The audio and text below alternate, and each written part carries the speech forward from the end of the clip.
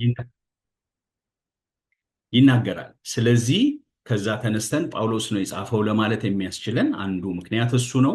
ከእንደገና በመቀጠል ደግሞ ጳውሎስ የግል ታሪኮቹን ማካተቱ በመጽሐፍ ውስጥ በአንደኛው ጢሞቴዎስ በምዕራፍ 1 ቁጥር 13 ላይ እዛው ላይ እንደምትመለከቱት አስቀድሞ ተሳዳቢና አሳዳጅ አንገላችን ምንም ብሆን ይህን አደረገልኝ፣ ነገር ግን ሳላውቅ ባለማመን ስላደረግኩት ምሕረትን አገኘው እያለ ጳውሎስ በሌሎቹ መልእክቶቹ ስለ ራሱ የሚናገራቸውን እውነታዎች እዚሁ ላይ ተጽፈው ስለምናገኝ ጳውሎስ ነው የጻፈው ለማለት እንችላለን።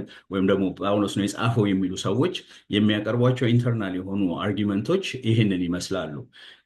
ሌላው ደግሞ ከጢሞቴዎስ ጋር ያለውን ግንኙነት መጥቀሱ መንፈሳዊ ልጄ በእምነት እውነተኛ ልጄ ለሆነ ለጢሞቴዎስ ከእግዚአብሔር ከአባታችን ከጌታችን ከኢየሱስ ክርስቶስ ጸጋና ምሕረት ሰላም ለአንተ ይሁን ብሎ ማለቱ እና በዚህ መልኩ ከጢሞቴዎስ ጋር ግንኙነት ያለው ሌላ ሐዋርያ ስላልነበረ ጢሞቴዎስን በዚህ መልኩ የሚቀርበው ራሱ ሐዋርያው ጳውሎስ ስለነበረ ከዚህ ተነስተን ጳውሎስ ነው የጻፈው የሚለውን አርጊመንት ያው መውሰድ እንችላለን። ግን ደግሞ ጳውሎስ አይደለም የጻፈው ማን ነው ጳውሎስ ነው የጻፈው የሚሉ ሰዎች ኢንተርናል ኤቪደንሱ በመጽሐፍ ውስጥ ያለው ኢንተርናል ኤቪደንስ እንዳለ ሆኖ ኤክስተርናል ኤቪደንስም ደግሞ አላቸው። ኤክስተርናል ኤቪደንሱ ምንድን ነው? የቤተ ክርስቲያን አባቶች ምስክርነት ይህንን መጽሐፍ ተቀብለውት ነበር ወይ፣ ማን ጻፈ ብለው ነው ያመኑት የሚለውን ነገር ስንመለከት የጥንት ቤተ ክርስቲያን አባቶች ወይም የስነ መለኮት ምሁራን በየዘመናቱ የነበሩ ማለት ነው። በይበልጥ ደግሞ ዲሪንግ ከነናይዜሽን መጽሐፍ ቅዱስን ከነናይዝ በሚደረግበት ጊዜ በ357 አካባቢ አዲስ ኪዳን 27ቱ የአዲስ ኪዳን መጽሐፍት ከነናይዝ በሚደረጉበት ዘመን አካባቢ እነዚህ ያንን ከነናይዜሽን ቬሪፋይ ካደረጉ አባቶች መካከል ለዚህ መጽሐፍ እውቅና የሰጡ ወይም ደግሞ ጳውሎስ ለመጽሐፉ እውቅና የሰጡ ሰዎች ናቸው። የመጀመሪያው የምናየው ሰው ኢሱቪየስ ይባላል። ይሄ ሰው መጽሐፍ ቅዱስ ማነው የአንደኛ ጢሞቴዎስ መጽሐፍ ጳውሎስ እንደጻፈው ከሚያምኑ ወይም ደግሞ ምስክርነታቸውን ከሰጡ ሰዎች መካከል ነው። ሌላው ደግሞ ክሌመንት ኦፍ አሌክሳንደር። እነዚህ ሁሉ የቤተክርስቲያን አባቶች ናቸው። ሌላው ደግሞ ተርትላይን የሚባለው ይሄ ለመጀመሪያ ጊዜ ምንድነው ስላሴ የሚለውን ቃል የተጠቀመ የእግዚአብሔር ሰው ነው ወይም የቤተክርስቲያን አባት ነው። እነዚህ የቤተክርስቲያን አባቶች ለዚህ መጽሐፍ ጳውሎስ ለመጽሐፉ እውቅና ሰጥተዋል። ስለዚህ የአባቶች ምስክርነት አለው መጽሐፉ ማለት ጳውሎስ ለመጽሐፉ እንደዚህ አይነት ኤቪደንሶች አሉ። ትንሽ ኢራኒዮስ የሚባለው ሰው ብቻ ነው በመጨረሻ ነው ያመነው። ግን ጳውሎስ አልጻፈውም ብሎ ከሚከራከሩ የቤተክርስቲያን አባቶች መካከል ዋናው ነበረ። ግን በመጨረሻ ግን እሱም ቢሆን ጳውሎስ ነው የጻፈው የሚል ወደሚለው ነገር እንደመጣ እንመለከታለን። ጳውሎስ አይደለም የጻፈው የሚሉ ሰዎች አርጊመንታቸው ምንድነው? የመጀመሪያው አርጊመንታቸው ምንድነው? የጳውሎስን ስም በመጠቀም የተጻፉ መልእክቶች ናቸው ብለው ይላሉ። ማለት ጳውሎስ በሌለበት በጳውሎስ ስም የተጻፉ መልእክቶች ናቸው። እንደዚህ አይነት አጻጻፍ ወይም ደግሞ እናንተ በሌላችሁበት በእናንተ ስም የሚጻፍ ነገር ያው ሲኖኒመስ አርጊመንት ይባላል። ማለት በእናንተ ስም እናንተ ባልወከላችሁ ወይም ደግሞ የእናንተን ስም ወስዶ እናንተ ያላላችሁትን ወይም ደግሞ እናንተ ዳይሬክትሊ ያልጻፋችሁትን ወይ ያላደረጋችሁትን ነገር በእናንተ ስም የተደረገውን ነገር ልክ እንደዛ ነው የተደረገው ብለው ያምናሉ። ደግሞ ሌሎች ደግሞ የጳውሎስን የተለያዩ ደብዳቤዎች ዋቢ በማድረግ ማለት ጳውሎስ በሕይወት በነበረበት ጊዜ ከነ ጢሞቴዎስ ጋራ ከነ ቲቶ ጋራ የተለዋወጠውን ደብዳቤዎች በመጠቀም ጳውሎስ ካለፈ በኋላ የጳውሎስን ደብዳቤዎች አንድ ላይ ኮምፓይል በማድረግ ነው ይሄ የተጻፈው እንጂ ጳውሎስ ይህንን መጽሐፍ አልጻፈውም ብለው የሚሉ ሰዎች አሉ። ፍራግመንት ኦፍ ቲዮሪ በዚህ የሚከራከሩ ሰዎች አሉ። ከእንደገና ደግሞ ሌላ አርጊመንታቸው ምንድን ነው? ጳውሎስ በስፋት ስለ ቤተ ክርስቲያን እዚህ ውስጥ የተጻፈው አንደኛ ጢሞቴዎስ ላይ ስለ ቤተ ክርስቲያን በስፋት ተጽፏል እና ጳውሎስ በምንም ምክንያት በዚህ መልኩ ቤተ ክርስቲያንን ሊገልጻት አይችልም። በይበልጥ ደግሞ እሱ በነበረበት ዘመን ቤተ ክርስቲያን ይህንን አይነት ስትራክቸር አልነበራትም። ስለዚህ ጳውሎስ ሳይሆን የጻፈው ጳውሎስ ካለፈ በኋላ በጳውሎስ ስም ግን ደግሞ በዚህ አይነት መልኩ ስትራክቸር ያላትን ቤተክርስቲያን የተረዳ አንድ ሰው ነው የጻፈው ብለው የሚያቀርቡ ሰዎች አሉ። ሌላው የመጨረሻው አርጊመንታቸው ምንድን ነው? የአጻጻፊ ይዘቱን ቃላት አጠቃቀሙን ምናምን በተመለከተ እሱን በማንሳት ጳውሎስ አይደለም የጻፈው የሚሉ ሰዎች አሉ። እና እንዳልኳችሁ ይህንን ሁሉ ማየታችን የሚረዳን ለምንድን ነው? ትምህርት ስለሆነ ነው። ሁሉን አይነት ያለውን እይታዎች ሁሉ ማቅረብ ስላለብን ነው እንጂ ጳውሎስ እንደጻፈው እናምናለን። መልእክቱ መቼ ተጻፈ የሚለውን ስንመለከት መልእክቱ ከ63 እስከ 65 ዓመተ ምህረት እንደተጻፈ እንመለከታለን። የሐዋርያት ሥራ ምዕራፍ 28 ታሪክ ከተፈጸመ በኋላ እንደተጻፈ ይታመናል። ጳውሎስ በ65 ዓመተ ምህረት አካባቢ እንደሞተ ነው የሚታመነው እና አንደኛ ጢሞቴዎስ እና ሁለተኛ ጢሞቴዎስን በሐዋርያው የህይወት ማብቂያ የጻፋቸው መጽሐፍቶች ናቸው ተብሎ ይታመናል። እና ጳውሎስ ይህንን መጽሐፍ ሲጽፍ የኤፌሶንን ቤተክርስቲያን ለ3 ዓመታት ካገለገለ በኋላ በሐዋርያት ሥራ ምዕራፍ 19 ላይ እንደምንመለከት ቁጥር 10 ላይ ቁጭ ብሎ ለ3 ዓመት ካገለገላቸው በኋላ ከዛ በኋላ ከተለያቸው ከ8 ዓመት በኋላ እዛ እነሱን እንዲያገለግል ጢሞቴዎስን አሳይን አድርጎታል። አሳይን አድርጎት እሱ በመካከል እስር ቤት ውስጥ ነበረ። ከእስር ቤት ተፈቶ ከነሱ ከተለየ ከ8 ዓመት በኋላ ነው መጽሐፉን የጻፈው ተብሎ ይታመናል። መልእክቱ የተጻፈ በመቄዶንያ እንደተጻፈ ነው የሚታመነው። ጳውሎስ በመጀመሪያውና በሁለተኛው የእስር ጊዜው መካከል እንደተጻፈ ከመጀመሪያው እስሩ ተፈቶ በመቄዶንያ እንዳረፈ ከዛ በኋላ በመቄዶንያ ሆኖ ሁለተኛው እስራቱ ከመምጣቱ በፊት እንደተጻፈ ይታመናል።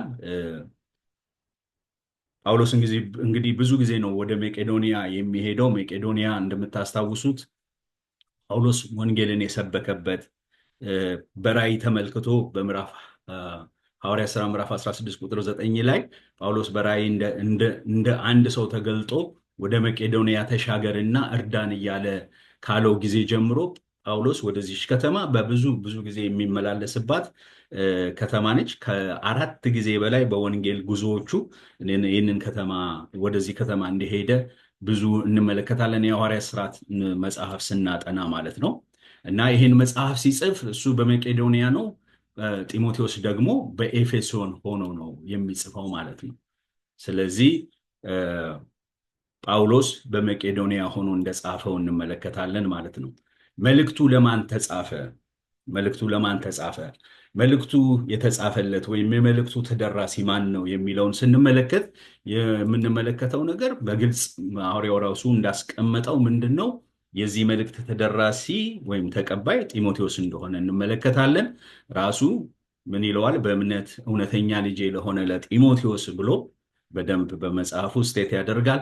ስለዚህ ለጢሞቴዎስ የተጻፈ መጽሐፍ ነው። ለጢሞቴዎስ የተጻፈ መጽሐፍ ቢሆንም ግን ደግሞ በኤፌሶን ቤተክርስቲያን ውስጥ ሊደረጉ ስለሚገባቸው ነገሮች የተጻፈ ነው። ስለዚህ በተዘዋዋሪ መንገድ ለኤፌሶን ቤተክርስቲያን መሪ የተጻፈ ነው። ስለዚህ ለኤፌሶን ቤተክርስቲያንም የተጻፈ መልእክት አድርገን ልንወስደውም እንችላለን ማለት ነው። እግዚአብሔር አምላክ የተባረከ ይሁን። የተጻፈለት ወይም ይሄ ተደራሲው ጢሞቴዎስ ማን ነው የሚለውን ነገር ስንመለከት ጢሞቴዎስ የስሙ ትርጉም የሁለት ቃል ውህድ ነው። የመጀመሪያው ጢሞ የሚለው ወይም ደግሞ ቲመን የሚለው ሆነር ወይም እግዚአብሔር ማን ነው ክብር ማለት ሲሆን ቲዮስ ማለት ደግሞ እግዚአብሔር ማለት ነው እና እግዚአብሔርን የሚያከብር ማለት ነው የስሙ ትርጉም።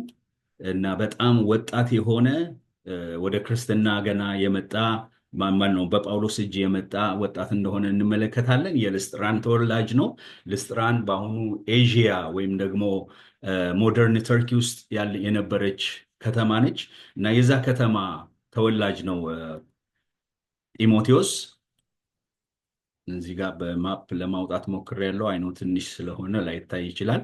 ወላጅ አባቱ ግሪካዊ ሰው እንደሆነ እንመለከታለን። ሚክስ ነው። ጢሞቴዎስ አባቱ አህዛብ ነው፣ እናቱ ደግሞ አይሁዳዊት ነች። ስለዚህ የሁለት ካልቸር ቅልቅል የሆነ ወጣት እንደሆነ እንመለከታለን። ይሄም ራሱ በህይወቱ እና በአገልግሎቱ ላይ ያመጣውን ኢምፓክቶች በኋላ ላይ የምንመለከታቸው ነገሮች ይኖራሉ።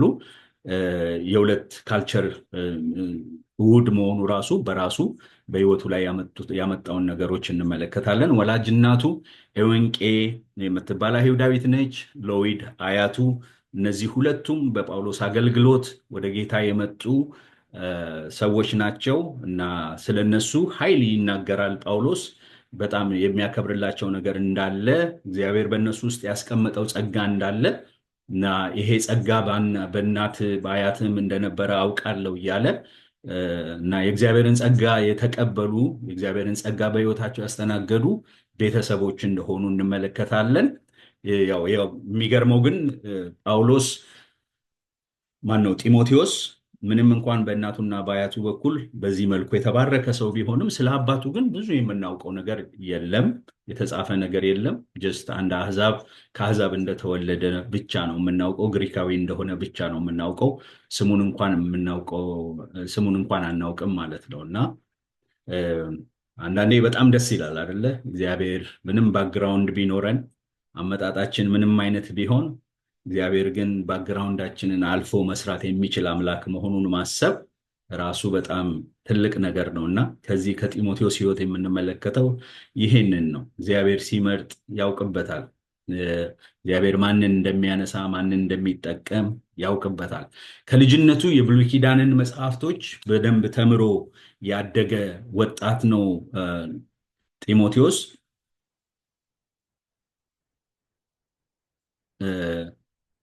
ከሕፃንነት ጀምረ ክርስቶስ ኢየሱስን በማመን መዳን የሚገኝበትን ጥበብ ሊሰጡ የሚችሉትን ቅዱሳን መጽሐፍት አውቀሃል ብሎ ጳውሎስ ይነግረዋል።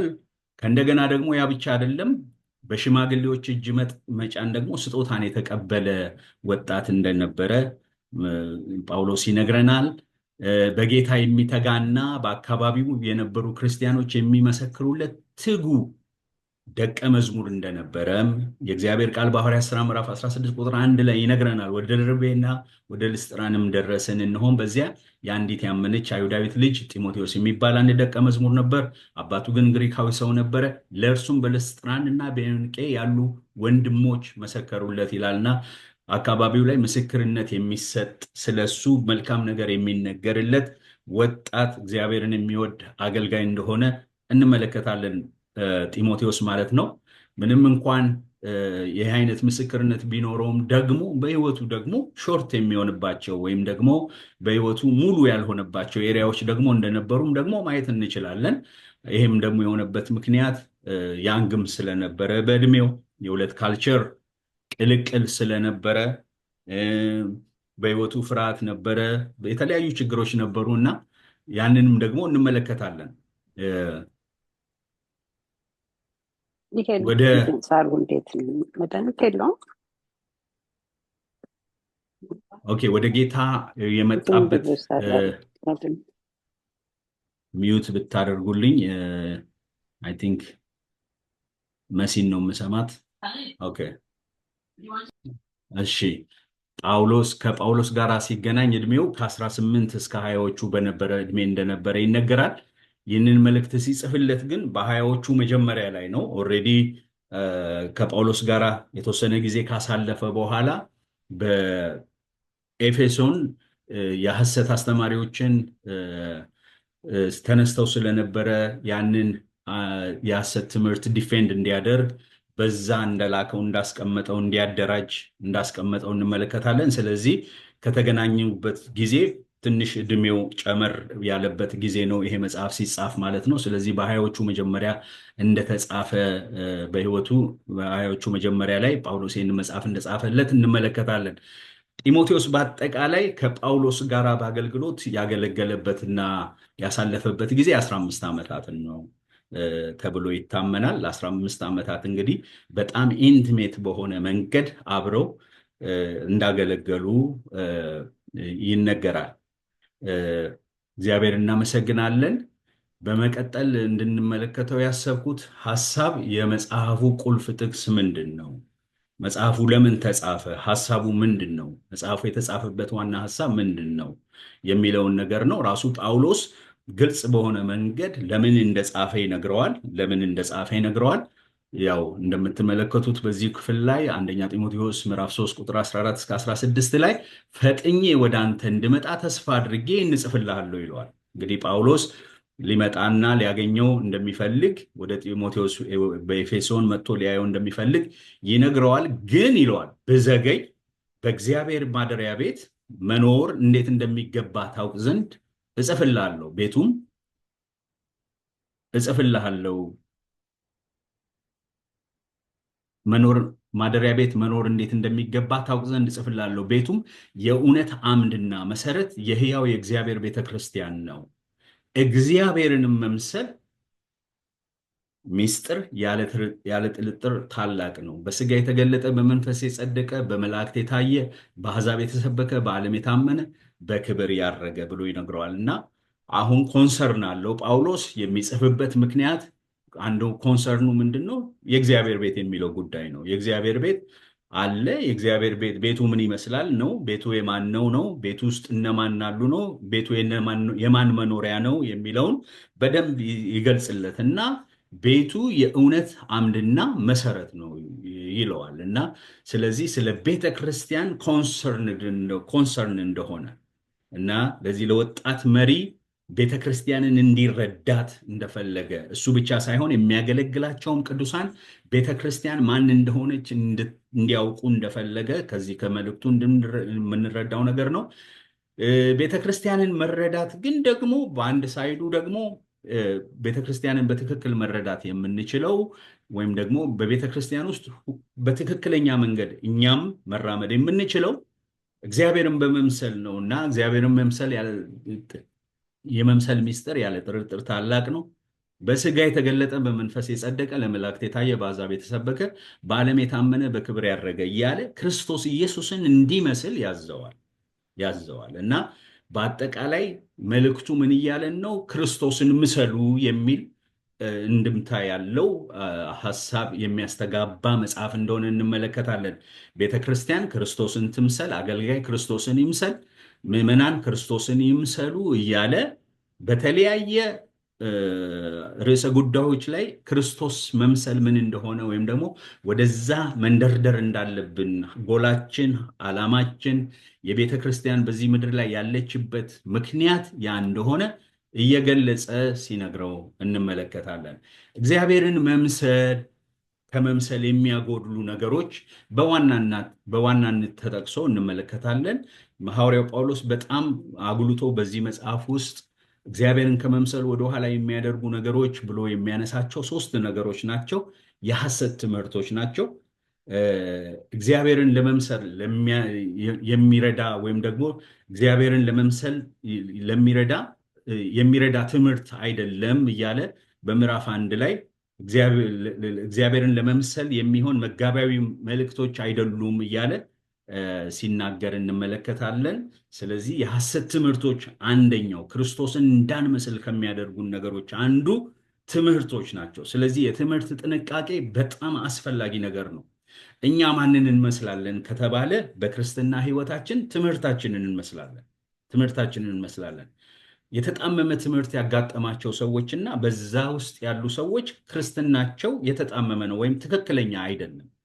ስለዚህ ጳውሎስ ሳውንድ ዶክትሪን እንዲኖራቸው ወይም ደግሞ ትክክለኛ ቲቺንግ እንዲኖራቸው እሱ የሁሉ ነገር መሰረት እንደሆነ ክርስቶስን ለመምሰል ትምህርት ዋና ነገር እንደሆነ ጳውሎስ ይናገራል። ከዚህም የተነሳ በዛ በኤፌሶን እንኳን ያስቀመጥኩ ይሄንን እንድታደርግ ነው እና ይሄንን ኃላፊነት በሐዋርያነት ስልጣኔ ሰጥቼ ያለው ነው የሚለውና መቼም ትልቅ ነገር ነው ትምህርታችንን መመልከት ምን ብለን እንደምናምን ማወቅ ትልቅ ነገር ነው እና ጳውሎስን ጢሞቴዎስን አንደኛ እሱም ራሱ ትምህርቶቹን በደንብ እንዲገነዘብ ያደርገዋል። ደግሞ እሱ ብቻ እንዲያውቃቸው ሳይሆን ትምህርቶቹን የሚያደርገው ለምታገለግላቸውም እዘዛቸው ይለዋል፣ አስተምራቸው ይለዋል። ስለዚህ በአንድ ቤተክርስቲያን ውስጥ የቤተክርስቲያን ጤንነት የሚለካው በትምህርቷ ነው እና ትምህርቷ የተስተካከለ ሲሆን የሰዎች የህይወት አቋም የተስተካከለ ይሆናል እና ጳውሎስ በዚህ ስፍራ ላይ ለጳውሎስ ማነው ጳውሎስ በዚህ ስፍራ ላይ ለጢሞቴዎስ ለወጣቱ አገልጋይ ስለ ትምህርት ጥንቃቄ ያስተምረዋል። የተለያዩ ሐሰት አስተማሪዎች ነበሩ። ሌላው ስርዓት አልበኝነት ነው። ኦርደር በዚህች ቤተክርስቲያን ውስጥ ኦርደር የተዛባ ይመስላል። አንዳንድ ነገሮች አንስቶ ሲናገር እንደዚህ እንዲደረግ እፈቅዳለሁ፣ እንደዚህ እንዲደረግ አልፈቅድም፣ እንደዚህ መሆን አለበት እያለ የሚያነሳቸው ነገሮች የስርዓት አልበኝነት በቤተክርስቲያኗ ውስጥ እንደነበረ መመልከት እንችላለን። ይሄ ባለበት ሁኔታ ደግሞ ክርስቶስን መምሰል ወይም እግዚአብሔርን መምሰል የሚለው ሐሳብ እውን ሊሆን አይችልም። ስለዚህ አንድ ሰው እግዚአብሔርን እመስላለሁ ሲል ስርዓት አልበኝነት ከህይወቱ መውጣት አለበት። ወይም ደግሞ ቤተክርስቲያን ክርስቶስን ልትመስል ካስፈለጋት ስርዓት አልበኝነት፣ አንድ እግዚአብሔርን መምሰል የሚያደርጋችሁ ነገር እግዚአብሔርን መምሰል ነው የሚያደርጋችሁ። ምን ማለት ነው? ስርዓት አለው ማለት እግዚአብሔርን እመስላለሁ ወይም እግዚአብሔርን አውቃለሁ ብሎ ሰው ስርዓት አልበኛ ሊሆን አይችልም። እና ጳውሎስ ወደዛ የኤፌሶንም ምዕመናን እንዲሁም ደግሞ አገልጋዩን ወደዛ እንዲመለሱ እያደረገ የሚናገረው ነገር እንደሆነ እንመለከታለን። ሌላው ዓለማዊነትን እናያለን ከመጽሐፍ ውስጥ እና እነዚህ ሶስት ነገሮች ነቅሶ በማውጣት ጳውሎስ እግዚአብሔርን መምሰል ከመምሰል የሚያጎሉ ነገሮችን እነዚህ ሶስት ነገሮችን ነቅሶ በማውጣት ሲነግረው እንመለከታለን ማለት ነው። በኤፌሶን ቤተክርስቲያን የነበሩ ሐሰተኛ ትምህርቶች ምንድን ናቸው ታዲያ? እነዚህ ሐሰተኛ ትምህርቶች ምንድን ናቸው? ጳውሎስ እንደዚህ በጣም እያስጠነቀቀው የሚናገርላቸው ትምህርቶች ምንድን ናቸው? አንደኛ የሕግ አስተማሪዎች መነሳታቸው ነው። ማለት መዳን የሙሴንም ሕግ በክርስቶስ ብቻ ሳይሆን በጸጋ በማመን ብቻ ሳይሆን በእምነት ብቻ ሳይሆን በጸጋ ብቻ ሳይሆን ነገር ግን ሕግንም ደግሞ በመከተል ወይም ደግሞ ፕላስ ይሄንን ነገር ብንጨምር የሚል ከሙሴ ሕግ ያልተላቀቁ ከአይሁዳዊነት የመጡ ያንን ማስቀጠል የሚፈልጉ ሰዎች ነበሩ በመካከል ማለት ነው። እና መዳን የሚገኘው ሕጉንና ባህላቱን በመጠበቅም ጭምር ነው ብለው ፕላስ የሆነ ጳውሎስ ያላስተማረውን በ3 ዓመት በዛ ቆይታው ያላስተማረውን ወንጌል የሚያስተምሩ ሰዎች ነበሩ። በአብዛኛው ጊዜ አድርጉ የሚሉ እነሱ ደግሞ የማያደርጉ የሚላቸው አይነት አስተማሪዎች ናቸው፣ የሙሴን ሕግ የሚያስተምሩ ሰዎች።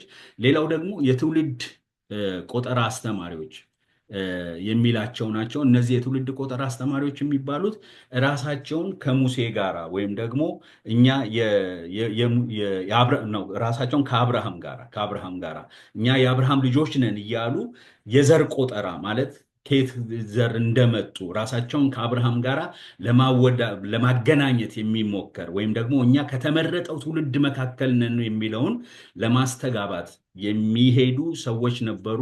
እና ምን እያሉ ነው? አደሴም ታይም መዳን በሱ ብቻ አይደለም፣ በክርስቶስ ብቻ አይደለም፣ የአብርሃም ልጅነትም ያድናል እና እያሉ ነው የሚያስተምሩ አስተማሪዎች እንደነበሩ እንመለከታለን። ከዚህ የተነሳ ተረት ነው ይለዋል፣ ክርክር እንዳስነሳ በቤተ ክርስቲያን ውስጥ እንመለከታለን። እና መጨረሻ ኢንድለስ የሆነ የዘር ቆጠራ ነው የሚያደርጉት እና ተረት ነው፣ ምንም ፋይዳ የሌለው ለክርስትና እምነት ምንም የሚጠቅም ነገር ያልሆነ ነው ብሎ ጳውሎስ ያስቀምጠዋል። ሌላኛው የሚቀጥለው ደግሞ የሐሰት ትምህርት በቤተ ክርስቲያኗ ውስጥ የነበረ የሐሰት ትምህርት ኖስቲሳዊነት ነው ወይም ኖስቲሲዝም የሚባለው። ይሄ እንዳለ በአዲስ ኪዳንን ስታጠኑ በአብዛኛው የአዲስ ኪዳን መጽሐፍቶች ላይ የሐሰት ትምህርቶች ሲነሱ ከሚነሱ ትምህርቶች መካከል ዋናው ነው። ይሄ የትውልዶች ቆጠራ ልምምድ አድጎ ወደ ተወሳሰበ የኖስቲሳውያን ፍልስፍና አድጎ ነበረ በቤተ ክርስቲያኗ ውስጥ በዛ ጊዜ። እና ሳልቬሽን ትሩ አቴኒንግ ኖስቲስ ወይም ደግሞ ምንድነው መዳን የሆነ ሴክሬት የሆነ ኖሌጅ በማወቅ ነው። ያ ሴክሬት ኖሌጅ ደግሞ ስለ ራስ ነው። የሰው ዲቫይን ኔቸር አለው። ሰው በራሱ ዲቫይን ኔቸር አለው እና ሰው ያንን ዲቫይን ኔቸሩን ማውጣት አለበት እና ያንን ማወቅ አለበት የሚል አይነት ትምህርት ነበራቸው እና ከዚህ የተነሳ ሰው ራሱ ተኮር እንዲሆን ራሱ ላይ እንዲሰራ ወይም ደግሞ ራሱን አምላክ እንደሆነ አድርጎ እንዲያስብ የሚያደርግ አይነት አስተምህሮ ነው። ከእምነት ይልቅ በእውቀት ላይ ራስን በማወቅ ላይ የሚያተኩር አስተምህሮ ነው። ሰዎች መለኮታዊ ማንነት አላቸው የሚል አይነት አስተምህሮ ነው። ማንኛውም ቁስ ማተር ወይም ደግሞ ቁስ ሁሉ ክፉ ነው እና መንፈስ ግን ደግሞ መልካም ነው ብለው ያምናሉ። ስለዚህ በአካላዊ ነገር የሚተገበር ማንኛውም ነገር ኦልሬዲ ክፉ ስለሆነ ኃጢአትን ራሱ ብናደርግ ምንም አይደለም የሚል አይነት አስተምህሮ ያለው እንድምታ ያለው አስተምህሮ ነው ይህ አስተምህሮ። ስለዚህ እነዚህ አስተምህሮቶች በአጠቃላይ ጢሞቴዎስ በሚያገለግልበት ቤተክርስቲያን አካባቢ ነበሩ ማለት ነው። ሌላው በዛች ቤተክርስቲያን የነበሩ አካባቢ የነበሩት አስተምህሮቶች ባህታዊነት፣ ምንኩስናን፣ መጋባትን የሚከለክሉ ምናኔን፣ ስጋን በመጾም ማጎሳቆልን፣ ከትዳር መከልከልን፣ ስሊበሲን እነዚህን ሁሉ የሚሉ አስተምህሮቶች ነበሩ እና ጳውሎስ እነዚህን ሁሉ ካነሳ በኋላ ለዚህ ሶሉሽን አድርጎ የሚያመጣው ሐሳብ ቅድም እንደተባባል ነው እግዚአብሔርን መምሰል። ስለዚህ የመጽሐፉ ጭብጥ ወይም ደግሞ the theme of the book እግዚአብሔርን መምሰል የሚል ነው እና እነዚህን ሁሉ ነገሮች ሶልቭ ለማድረግ እግዚአብሔር ከነዚህ ሁሉ ነገሮች ለመገላገል ምን እናድርግ ለሚል ሰው መልሱ አንድ ነው ይለናል ጳውሎስ፣ እግዚአብሔርን መምሰል ነው እና ክርስቶስ ተኮር የሆነ ተግባራዊነት የተሞላው እግዚአብሔርን መምሰል ይኑረን ይላል። ክብር ለእግዚአብሔር ይሁን እና እግዚአብሔርን መምሰል የሚለው ይሄ ሐሳብ በላቲኑ ኢማጎ ዴ የሚለው ሐሳብ እግዚአብሔር መልኩ ምን አይነት ነው ለሚለው 4 አይነት ታይፖችን ይሰጣሉ የእግዚአብሔር ሰዎች። አንደኛው ምክንያታዊነት ነው፣ ሪሌሽናል ራሽናሊቲ ነው። ሁለተኛው ግንኙነት ወይም ሪሌሽናሊቲ ነው።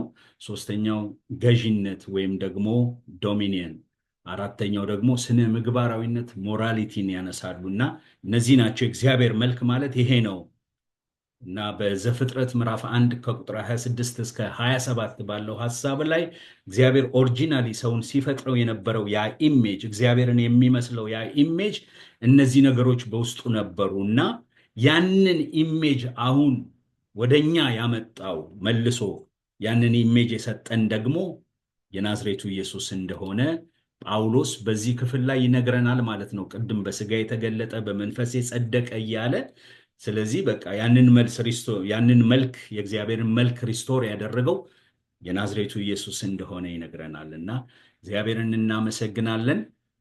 በመጽሐፍ ውስጥ ያሉትን ጭብጥ ነገሮች ተደራሽ ለማድረግ ጳውሎስ ያነሳቸው 4 ነገሮች አሉ። የትምህርት ንጽህናን አንስቷል፣ የህይወት ንጽህናን አንስቷል፣ የቤተክርስቲያን ንጽህናን አንስቷል፣ የአገልጋይ ንጽህና አንስቷል። እነዚህ ሁሉ ምን ይሁኑ እያለ ነው? እግዚአብሔርን ይምሰሉ እያለ ነው። ይህ በሚሆንበት ጊዜ እግዚአብሔርን መምሰል በህይወት በአገልግሎት በቤተክርስቲያን እሁን ይሆናል ማለት ነው እና እግዚአብሔር ይረዳናል። ይህንን መጽሐፍን ማጥንተን ስንጨርስ በህይወታችን እግዚአብሔርን ይህንን ያደርጋል ብዬ አምናለሁ። ይህንን መጽሐፍ አጥንተን ስንጨርስ ክርስቶስ ተኮር የሆነ ተግባራዊነት የተሞላው እግዚአብሔርን መምሰል በሁሉም የህይወታችን አቅጣጫ ኖሮን ማየት የዚህ ትምህርታችን ዓላማ ነው ማለት ነው። እግዚአብሔርን አመሰግናለሁ በጣም። ስለዚህ እንዳልኳችሁ በጣም ሮጥ ብዬ እንደሆነ አውቃለሁ።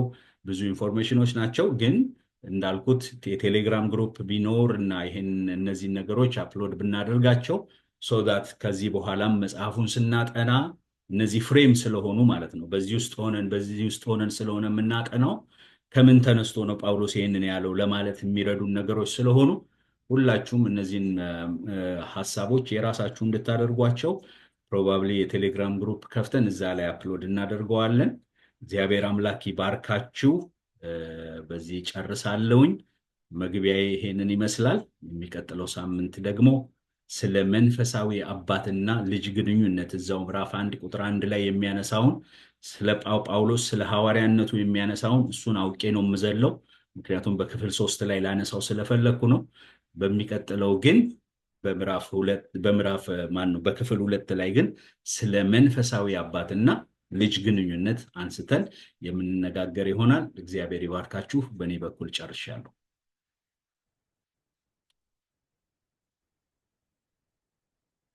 አብዩ አንሚዩት ብታረጋቸው እንደሆነ አላወቅኩትም። አንሚዩት ማረገው ጥያቄ ካለ ጥያቄ ብትቀበል። እሺ፣ ጥያቄ ካለ መቀበል እችላለሁ።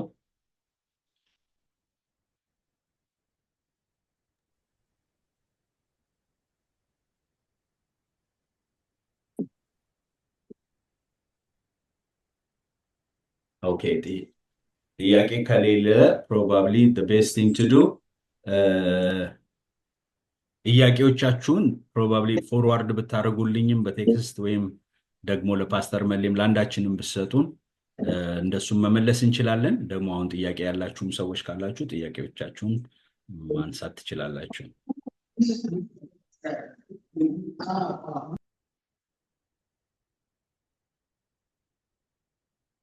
እሺ፣ ጥያቄ ከሌለ ያው እንግዲህ የቤተ ክርስቲያንም ሰዓት ስለሚደርስብን በዚህ እንጨርሳለን። አጭር ጸሎት አድርገን እንጨርስ። አምላካችን እግዚአብሔር ሆይ በጌታ በኢየሱስ ክርስቶስ ስም ስለዚህ ማለዳ እናመሰግናለን።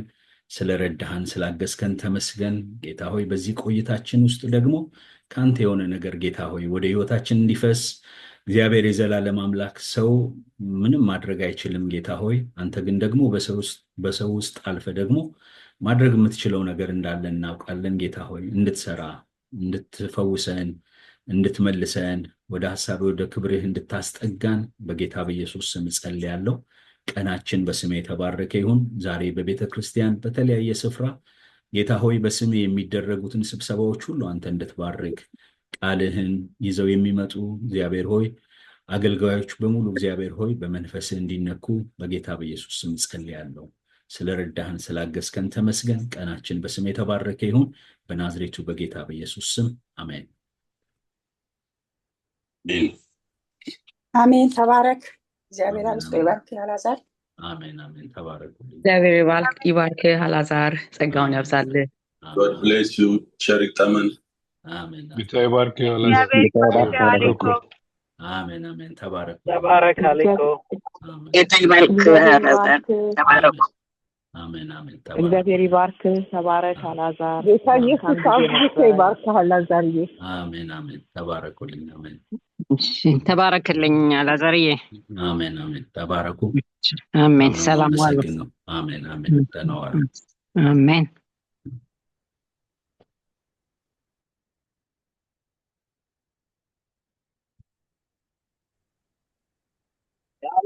አንተ ዝጋው ካንተ ጋር። ኦኬ፣ እሺ። ቴንክ ዩ አብዩ፣ በጣም አመሰግናለሁ።